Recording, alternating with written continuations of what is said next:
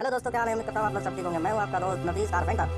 तो दोस्तों, आप अगर लग्जरी फर्नीचर के शौकीन तो आप ये वीडियो लास्ट तक जरूर देखें। आपको इस वीडियो में आप देखने को मिलेंगे एक बेहतरीन डिजाइन का बेड जो इटालियन फिनिश में है और गोल्डन फिनिश इसमें पॉलिश की हुई है और बेहतरीन कार्बन का काम है, बारीकी से हुआ काम। ये देखिए कितना बेहतरीन लुक दिखा है इस बेड का। ये आपके बेडरूम में अगर पड़ेगा तो आपको एकदम इटालियन फीलिंग आएगी। देखिए ड्रॉर है, ये ड्रेसिंग देखिए एकदम बेहतरीन लुक है। आप इस वीडियो में देख के आप अपने घर के फर्नीचर का आइडिया ले सकते हैं। इस टाइप का आपको फर्नीचर बनाना है या आपके किसी फ्रेंड को बनाना है।